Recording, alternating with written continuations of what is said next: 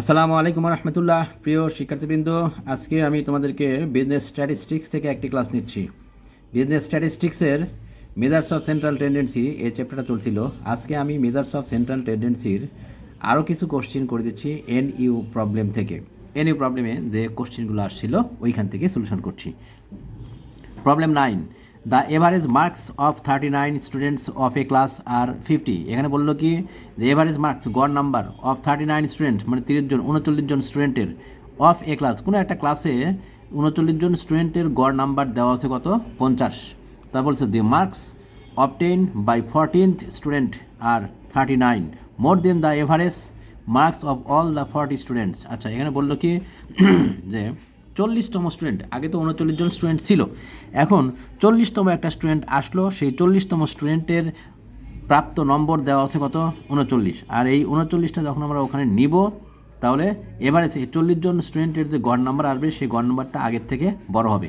Find the mean marks of all the 40 students. এখন আমাদের প্রশ্ন করছে এটা যে 40 জন স্টুডেন্টের গড় নাম্বারটা কত হবে এটা নির্ণয় করো। আচ্ছা, এটা আমরা এখন সলিউশন করছি, সবাই খেয়াল করো। প্রথম যে কাজ সেটা হচ্ছে যে নাম্বার যেগুলো দেওয়া আছে অঙ্কে সেগুলো আমরা আগে উঠিয়ে নিব। আমরা বলবো গিভেন দ্যাট টোটাল স্টুডেন্টের সংখ্যা, এখানে এন টোটাল স্টুডেন্ট আগে ছিল 39, পরে আবার একজন আসলো, তাহলে আসলে কতজন হলো 40 জন হলো, তাহলে টোটাল স্টুডেন্ট এন সমান 40। Average marks x bar of 39 student, এখানে বলে দিয়েছে যে 39 জন স্টুডেন্টের গড় নাম্বার দেওয়া আছে কত 50, তাহলে 39 জন স্টুডেন্টের গড় নাম্বার কত 50। এবার টোটাল মার্কস অফ 39 স্টুডেন্ট, এবার এই 39 জন স্টুডেন্টের টোটাল মার্কসটা কত, তাহলে 39 দিয়ে আমরা গড়কে গুণ করে দেবো। 39 আর এখানে কত 50 গুণ করবো, তো 50 গুণ 39 করে পেলাম কত 1950। তাহলে এই প্রথম যে 39 জনের গড় নাম্বার 50 ছিল, এই 39 জনের টোটাল নাম্বার আমরা পেলাম গুণ টুন করে 1900 কত আসলো 1950। এবার মার্কস অবটেইনড বাই 14 স্টুডেন্ট, এবার মার্কস অবটেইন মানে 40তম যে স্টুডেন্ট, এই 40তম স্টুডেন্টের প্রাপ্ত নাম্বার কত 39। এখন টোটাল মার্কস অফ 40 স্টুডেন্ট, এবং টোটাল যে মার্কস এই যে 40 জন যে স্টুডেন্ট হলো, আগে ছিল 39 জন, পরে আরও একজন আসলো, এসে 40 জন স্টুডেন্ট হলো। এখন এই 40 জন স্টুডেন্টের টোটাল মার্কস কত হবে এটা আমরা বের করে নেব। তো এটাই করলাম, টোটাল মার্কস অফ 40 স্টুডেন্টস সমান, আগে ছিল 1950, আর এই যে একজন আসলো 39তম স্টুডেন্ট, এটার নাম্বার কত ছিল প্রাপ্ত নাম্বার 39, তাহলে 1950 প্লাস 39 করে পেলাম 1989, 1989। আচ্ছা, এবার আমরা এই 40 জন স্টুডেন্টের গড় নাম্বার কত এইটা বের করব।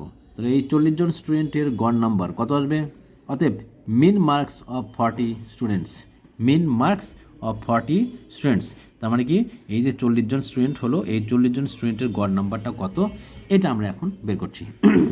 এক্স বার আমাদের জানি, এক্স বারের সূত্র এটাই ছিল যে এক্স বার সমান summation of x by N.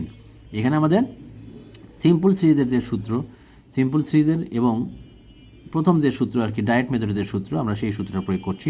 X bar সমান summation of x by n. Summation of x এর মান আমরা যেটা টোটাল নাম্বার পেয়েছি এটাই হচ্ছে summation of x.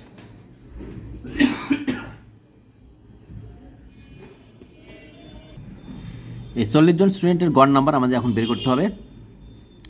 Mean marks of 40 students x bar সমান summation of x by N.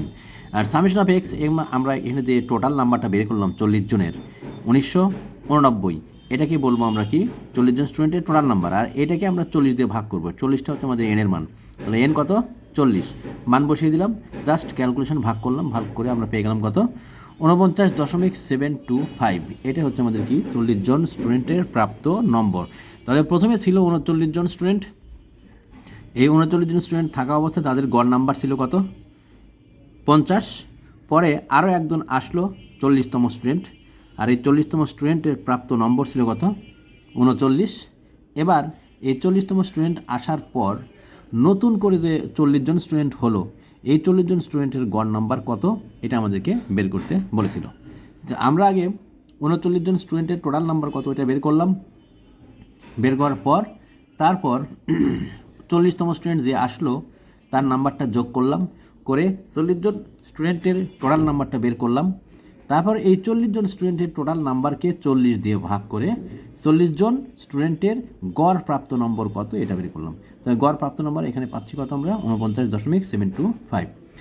আজকে এই অঙ্কটা ছিল এরকমই। আজকে এই পর্যন্তই। সবাই ভালো থাকো। আশা করি আমার অঙ্কটা সবাই বুঝতে পেরেছো। এটা একদম সহজ অঙ্ক, কিন্তু পরীক্ষায় যদি আসে হুবহু দিবে না, অথবা সংখ্যা ভেতরে সংখ্যা চেঞ্জ করে দিয়ে দিতে পারে। নিয়মটা এভাবেই করতে হবে, তোমরা নিয়মটা শুধু ফলো করো তাহলেই হবে। আজকে এই পর্যন্তই। সবাই ভালো থাকো। আল্লাহ হাফেজ।